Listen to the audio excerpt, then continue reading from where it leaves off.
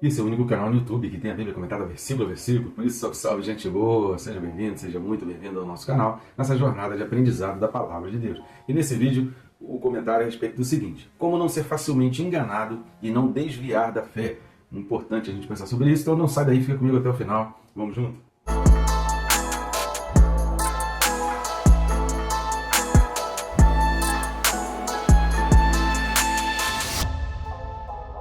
Rapidamente já se inscreve aí no canal, né? Clica aí embaixo, botão inscrever-me, rápido e fácil, clicou no botão inscrever-me, pronto, você já vai estar inscrito, clica também no sininho, e assim você é notificado a cada vídeo novo que vai sendo colocado aqui no canal. Então vamos lá, o texto desse vídeo, Carta aos Hebreus, capítulo 13, e o versículo de número 9. Hebreus 13, versículo 9 diz assim: Não vos deixeis envolver por doutrinas várias e estranhas, porquanto o que vale é estar o coração confirmado com graça e não com alimentos, pois nunca tiveram proveito os que com isto se preocuparam. Então a gente vai trazer algumas coisas que são importantes para esse nosso aprendizado. Sempre lembrando que esse capítulo 13, ele está pegando muitos princípios e muitas situações e muitos valores que já foram colocados ao longo de toda a carta aos Hebreus. Aí chega aqui no capítulo 13, isso culmina todo num aspecto prático. Então ele pega tudo aquilo que ele já ensinou, tudo aquilo que ele já fez o povo meditar, tudo aquilo que ele já fez o povo refletir, todos os conceitos e princípios, desde a questão do sacerdócio arônico, a diferenciação entre Arão e Melquisedeque, isso tudo está explicado nos vídeos anteriores, aí a gente comenta sobre isso, e o autor ele vai puxar todos esses princípios que ele vem relatando ali, a diferença entre Moisés, a questão da pátria celestial, do Sinai, do Sião. Então, tudo isso que ele vem caminhando em cima dessa linha da perseverança até o fim, do povo que desistiu no deserto, de Esaú,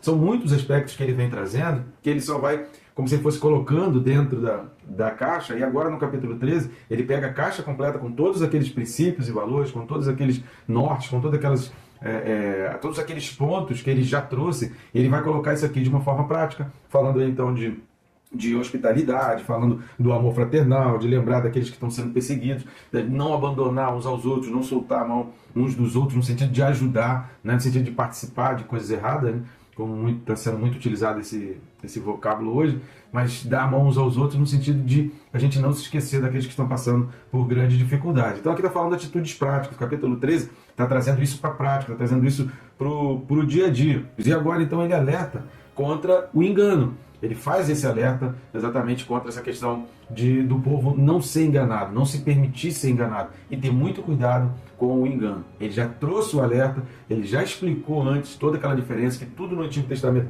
apontava para aquilo que é o novo, apontava para aquilo que o povo podia trazer ali como novo, porém ele já fez a diferenciação apontando para Jesus Cristo, e que em Jesus a gente encontra o conceito, a gente encontra a aplicação, tudo, e que a gente não pode deixar Jesus e deixar a graça. Ele vai tratar muito nesses versículos 9, 10, até o 13 aqui, dessa questão da graça, dessa questão do sacrifício e da obra de Jesus Cristo. Então a gente precisa olhar muito atentamente para isso. Mas antes da gente entender, então, o porquê que o autor agora ele faz esse alerta, né, contra o engano, eu queria pedir ajuda a vocês no nosso canal aí, você que está assistindo esse vídeo, eu queria pedir para estar ajudando o nosso canal, o nosso ministério. Tem uma maneira que você pode fazer isso, que é de graça, não vai custar nada para você, além de ser rápido e fácil. Curtir, comentar e compartilhar. Assim a gente vai além do algoritmo do YouTube e a gente consegue ter um alcance muito maior. Sempre lembrando que cada vez que uma pessoa está assistindo um vídeo aqui do nosso canal, ele está em contato com a palavra de Deus, né? Então se você também quer que o reino de Deus se estabeleça, quer que pessoas não sejam também enganadas ao redor do mundo, então nos ajude aí compartilhando, curtindo, comentando os vídeos do nosso canal. Agora tem uma outra maneira que você também pode estar contribuindo com o nosso ministério e também com o nosso canal, além desse QR Code que está aqui do lado, ou indo no primeiro link que vai estar embaixo na descrição, tanto faz, eles vão abrir o mesmo menu, através do qual você vai ter acesso a esses livros, que já estão começando a aparecer a capinha deles aqui, livros que eu escrevi, eu tenho certeza que vai ser bênção para a tua vida, você vai poder adquirir em formato digital, de papel, fica ali a sua escolha. Tem um canal na Hotmart, na Amazon, tem também no Mercado Livre. Então fica à vontade para fazer a tua escolha. Os preços são diferentes porque depende do percentual de cada plataforma, né? Cada plataforma tem ali o seu acréscimo, o seu valor, então o valor final fica a critério de cada plataforma. Por isso que vai ter diferença, mas ali você vai ter, nesses links, você vai ter a sinopse, você vai conhecer a respeito do livro e você vai poder fazer a escolha ali do canal que for melhor para você, tá certo? Então vamos lá? Que agora o autor está trazendo essa questão do alerta contra o engano. Então o autor está fazendo aqui o alerta contra o engano. Por que isso? Quando nós estamos sendo apertados e perseguidos, muitas pessoas, isso é uma tendência natural, não é um problema daquele povo lá da igreja primitiva, mas é um problema que a gente está começando a ver hoje, principalmente hoje. As pessoas estão falando muito de polarização política, mas elas estão se esquecendo de um detalhezinho muito forte. Há uma pressão muito grande, há uma perseguição muito grande em apenas um dos lados dessa polarização. Então, embora haja um distanciamento ideológico, existe um lado dessa ideologia que está muito confortável e o outro está sofrendo pressão. Por que você tem aí um conglomerado, né, de juízes, advogados e políticos, né, de diversas classes, do executivo, do judiciário e das polícias também, né, que aí envolve a AGU, PGR, isso tudo? Por que você está vendo eles todos juntos trabalhando para um lado para trazer uma perseguição implacável em apenas um lado? Porque o objetivo sempre continua sendo o mesmo, a história se repete sempre. Muitas pessoas, na hora que estão sendo apertadas, na hora que estão sendo, sabe, ali pressionadas, na hora que estão sendo perseguidas, essas pessoas se tornam muito frágeis e acaba se permitindo ser enganado, ou então a pessoa, não quero sofrer, eu não acho que vale a pena eu enfrentar isso tudo, então eu vou abandonar essa causa e vou me render a essa pressão, já que me rendendo a essa pressão, o outro lado não tem pressão, o outro lado está vivendo uma vida muito tranquila e confortável, então eu vou me render, vou me entregar ao outro lado. E assim a pessoa está abrindo mão de princípios e valores, porque ela está sofrendo tanta perseguição e diante desse amasso, digamos assim, moral e psicológico e às vezes físico, tem muita gente no Brasil hoje em dia tendo essa pressão física também, né, sendo preso, torturado nas cadeias também hoje aí, sendo preso psicologicamente, tendo que sair do país para poder ter a sua liberdade. Então muita gente pensa assim, para que eu vou enfrentar isso tudo? Estou sofrendo, minha família está sofrendo, estou sendo perseguido, estou perdendo dinheiro, estou perdendo patrocínio, então quer saber de uma coisa? Vou me render, ou então pelo menos vou me calar, porque não fazer nada é fazer alguma coisa. Dietrich Bonhoeffer, ele falava sobre isso, era um pastor alemão, né? Não era um cachorro, mas era um pastor que vivia na Alemanha na época do nazismo, ele dizia muito isso, não fazer nada é fazer alguma coisa, não agir é agir. Então, simplesmente o fato de você se calar, de você não fazer nada, você já está contribuindo para aquele outro lado que está no conforto, porque você não quer sofrer essa pressão. Então, essa era a preocupação do autor da carta aos Hebreus contra esses enganos, porque muita gente, pressionada, a pessoa cedia, abria mão de princípios, abria mão de valores. E aí a gente vai aprender, então, como evitar. Como que a gente consegue evitar? Porque como eu trouxe aqui, tanto hoje, quanto naquele tempo, quanto em todos os momentos da história, a gente precisava aprender sobre isso. A gente sempre precisou aprender como evitar ser enganado. Como que a gente consegue se manter firme e a gente não cede e a gente continua firme num propósito. Primeira coisa que a gente vai entender para a gente evitar ser enganado e não permitir que as pessoas, né, que nós mesmos, aqueles que estão à nossa volta, abandonem a fé, conheça sobre a obra de Jesus. Querido, é importante você saber sobre a obra de Jesus. Por que Jesus morreu na cruz? Não adianta você só saber que ele morreu na cruz. Até porque tem muitos cristãos aí que até duvidam desse aspecto histórico. Infelizmente, tem muito cristão que duvida da existência do próprio diabo. Então, se você não entende a obra de Jesus, se você não entende o que aconteceu no Éden, se você não entende que a obra de Jesus ela começa lá no Éden, ela começa em Gênesis 3, se você não entende que a obra de Jesus ela tem todo um plano traçado desde lá do Éden, que vai ficar muito difícil você sobreviver e você resistir à pressão firme em algum princípio. Por quê? Porque você não tem princípio nenhum. Então você não vai conseguir ficar firme em um princípio que não existe no teu coração. Então você precisa entender. No final desse vídeo aqui vai ter um quadrinho que é de uma esquetezinha, Quanto Vale a Sua Alma. É uma representação teatral para que você consiga entender a importância disso, o que aconteceu no Éden e o que isso tem de impacto para nós hoje e o quanto isso é fundamental a gente conseguir entender. Então conheça sobre a obra de Jesus, cujo objetivo é a graça. A obra de Jesus ela tem como objetivo a graça. Nós não merecemos estar no céu, ninguém tem condições para estar no céu, nenhum ser humano é capaz de entrar no céu. Por quê? Porque nós nascemos no pecado originário de Adão.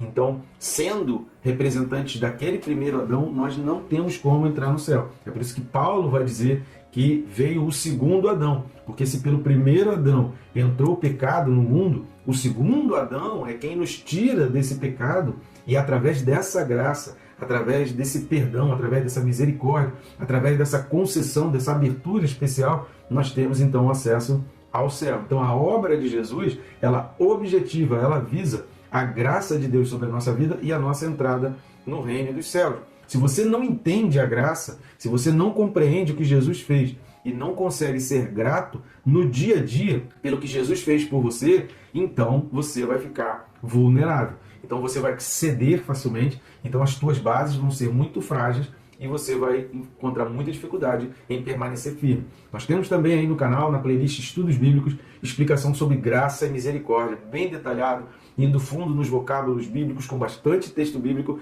e eu tenho certeza que vai ser fácil para você entender. Se você quer conhecer mais a respeito de graça e misericórdia, então vai lá na playlist Estudos Bíblicos, você vai ter lá mais de um vídeo explicando detalhadamente a respeito de graça e de misericórdia. Como evitar ser enganado? Segundo motivo, o autor ele vai falar aqui no versículo 9.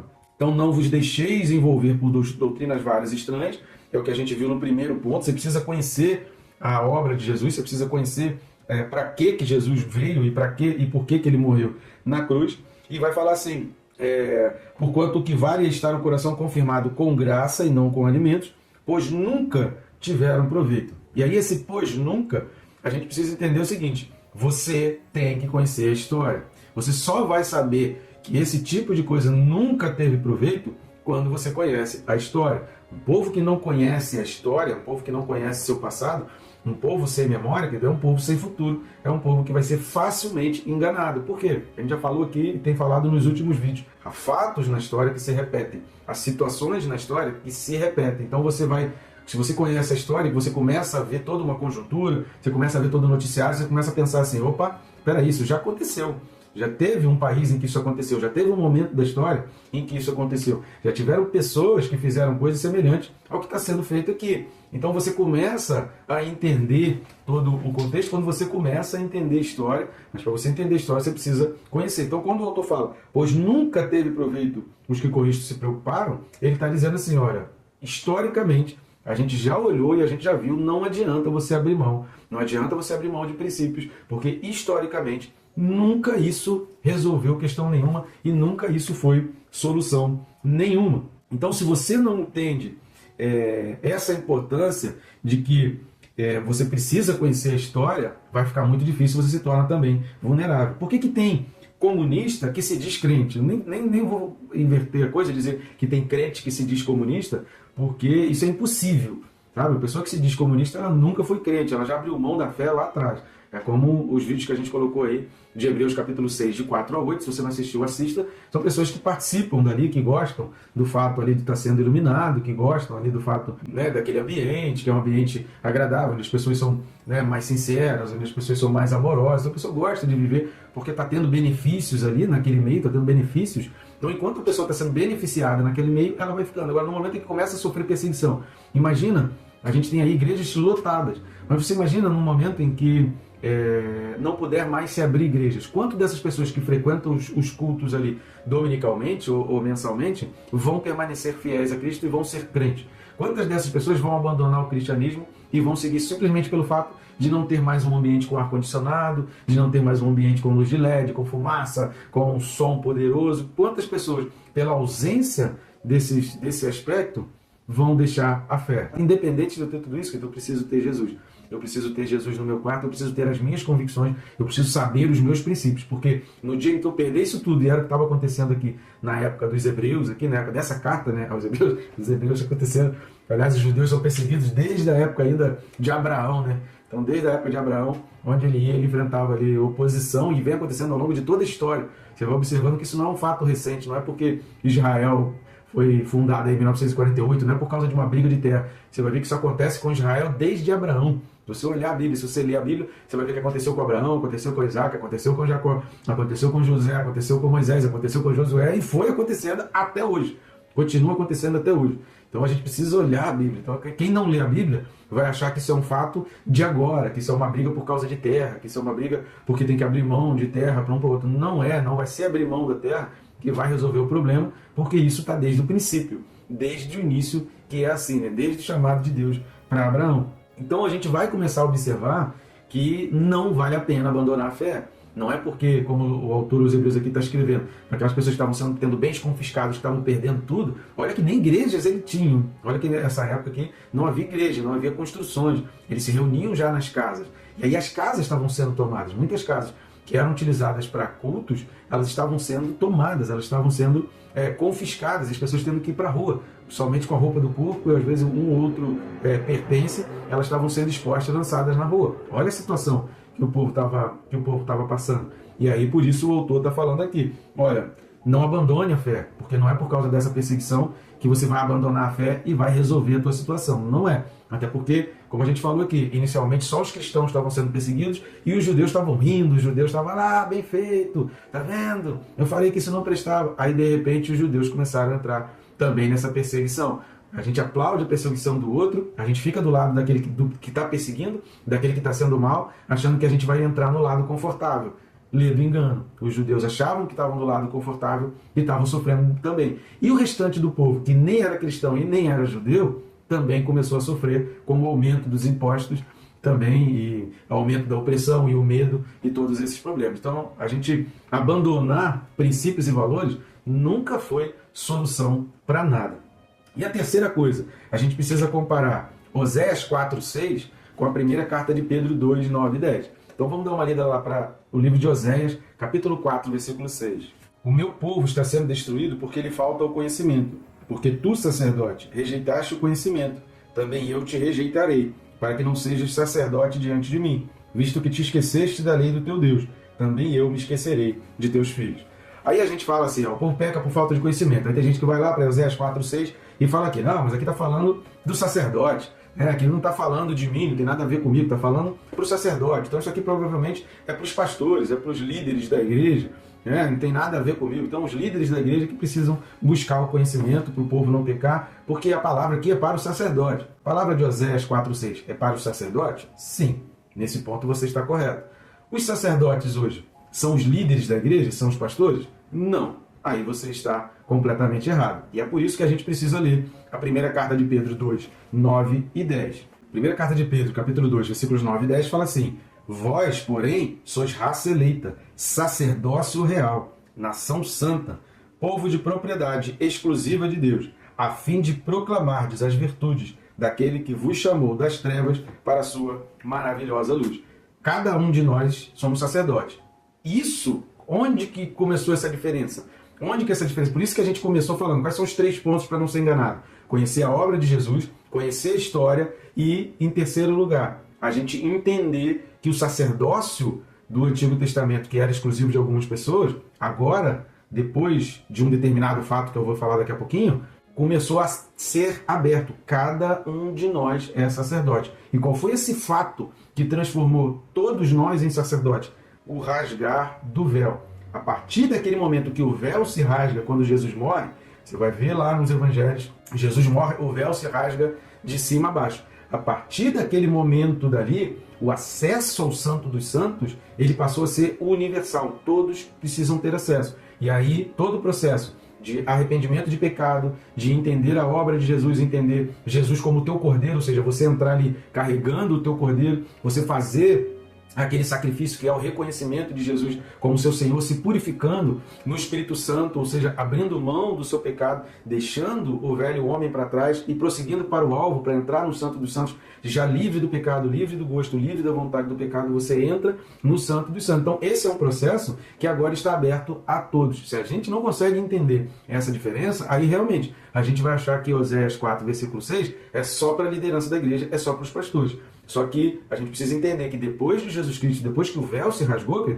todos nós somos sacerdotes. Então aquela palavra ali vale para nós também. Se eu não busco conhecimento, se eu não busco a palavra, se eu não busco o entendimento, o que eu vou estar oferecendo para o Senhor? Fogo estranho. A gente não vai ter muito tempo para falar a respeito do fogo estranho, que a gente até extrapolou um pouco o tempo, mas dá uma lida lá sobre Nadab e Abiú. Pesquisa aí Nadab e Abiú, capítulo 10 do livro de Levítico, que eles ofereceram fogo estranho. E por que eles ofereceram fogo estranho? É aquilo que a gente vem falando sobre a palavra santo. A palavra santo significa que não tem mistura. Uma vez escolhendo o caminho do Senhor, as coisas do mundo, elas não podem ter setas, elas não podem, você não pode ter um caminho, você não pode ter um trilho em que você fique lá e cá, em que você usufrui das coisas do mundo e usufrua das coisas de Deus. As coisas do mundo, elas precisam estar completamente descoladas. Então ser santo significa não ter nada que misture, não ter nenhum envolvimento. E você vai ver a respeito de Nadab e Abiú, que eles tinham conhecimento muito a respeito de tudo que Deus fez, e você vai ver sobre Nadab e Abiú, eles eram da tribo de Levi. Então existem vários aspectos que eles não estavam tendo essa separação. Então ser santo significa ser separado, ser santo significa não se misturar aos princípios desse mundo. Por isso Deus fala, sede santo assim como eu sou santo. Por que Deus diz que ele é santo? Porque ele está de um lado e as coisas do mundo estão do outro. Não tem mistura, não tem, sabe, miscigenação, digamos assim, né, com muitas aspas aqui, das coisas de Deus com as coisas do mundo. Não tem como se misturar, não tem como se envolver.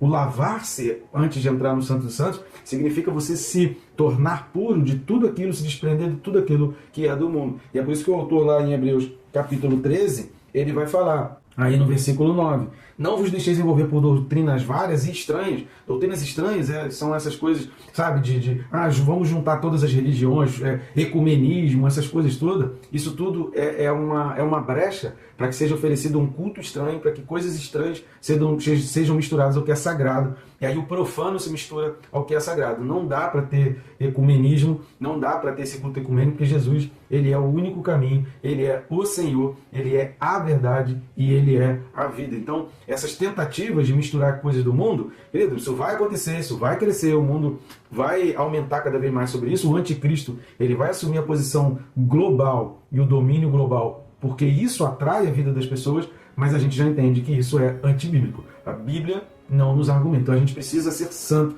a gente precisa caminhar em direção à santidade, a gente precisa seguir em direção à santidade e deixar o nosso caminho do mundo. Tem uns vídeos aí referente a Gálatas capítulo 5, vai lá na nossa playlist de Gálatas também, assista Gálatas 5 sobre obras da carne, assista os vídeos correspondentes a obras da carne para você entender também sobre isso, como é perigoso você oferecer para Deus um culto estranho. Então tem muita gente participando de ceia, tem muita gente frequentando a igreja e oferecendo para Deus culto estranho, que é culto que tem mistura, que é culto com desobediência, que é culto em que no dia a dia, na atividade prática, lembra que a gente começou esse vídeo falando que o capítulo 13 fala de atitudes práticas? Na prática a pessoa está fazendo mistura, na prática a pessoa ainda tem gostinho pelo pecado, na prática a pessoa ainda tem gostinho pela vida errada, e com Deus a gente não pode ter essas coisas. Espero ter contribuído para que você não caia nesse engano, não se sujeite, independente da pressão, independente da perseguição, não largue os teus princípios, porque historicamente, se for ver a história de Nadab e Abiú, se for ver várias histórias do Antigo Testamento, conhecendo a palavra, você vai ver que não valeu a pena para aqueles que abandonaram os seus princípios e os seus valores. Não valeu a pena. Judas foi um grande exemplo disso, né? Qual foi o final de Judas? Foi um final agradável? Foi um final de riqueza, de felicidade? Ele abandonou os princípios, abandonou os valores. Passou 3 anos oferecendo um culto estranho. Jesus percebeu isso várias vezes. O Evangelho de João aqui detalha mais essa visão de Jesus em relação a Judas. Várias vezes oferecendo um culto estranho, porque o coração dele ainda estava voltado para o pecado, ainda estava com mistura das coisas de Deus. Ele não santificou, ele não se separou. E o final não foi agradável. Então olhe para a história, olhe para a Bíblia, estuda a Bíblia e entenda que depois do véu rasgado você é sacerdote, você precisa ter sua vida dedicada a Deus e olhar para a tua pátria celestial. As coisas aqui da terra vão passar, pode crer nisso. Tá bom, gente boa? Que Deus te abençoe, rica e abundantemente.